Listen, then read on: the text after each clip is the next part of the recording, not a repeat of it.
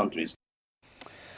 That was Gamal Rushdie, from a spokesperson from the Arab League. Well, joining me now in the studio from BBC Arabic is Shehata. Let's just pick up on what we were talking about just there, about the concern about this conflict spreading and who that could be, who could get involved in this. There is two main parts, Hezbollah in Lebanon and Iran. And United States earlier in the conflict, and President Biden and all the American and even Benjamin Netanyahu warned Iran and Hezbollah not to intervene in the conflict. But I think with the ground invasion not known yet when it's going to come, it might anger some of these players. And if we remember, like yesterday, there was like a drones was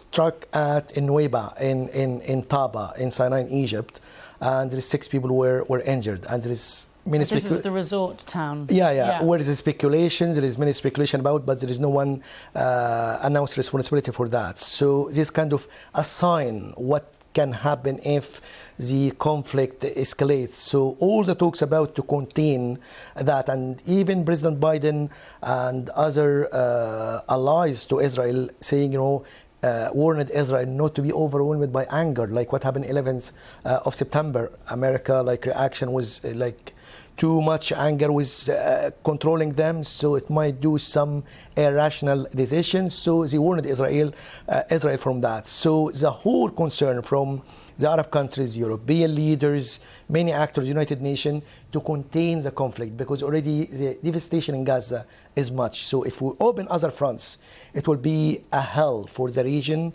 for the stability, for peace. So the call is for really to pause in the fighting, as European leader called, or United Nations, in order to listen and negotiate and think again what's the next step to be taken in order to eradicate Hamas, but at the same time not to spread the conflict and not to hit civilians. We heard yesterday about these attacks by Iran-linked groups on US forces in Iraq and Syria, didn't we? And we heard President Biden talking about how the US stands ready to take further action. Those aren't unprecedented, though, are they, in terms of these things do happen now and again? They happen, but they happen when there is something linked to something, especially with the Palestinian issues. Many cases like that happened before because of something happened to Palestine, and there is many demonstrations now all over the world, and they're calling for people to stop the strikes in order to help people, because civilians are dying every day. So this kind of incident will increase, and it's the warning to Israel, because the more escalation, the more strikes, it might open the door for targeting some areas. So it will be the safety of American targets or Israeli targets all over the world. It can be hit by several actors who are sympathizers with the Palestinian issue, not necessarily Hamas, but with the Palestinian cause.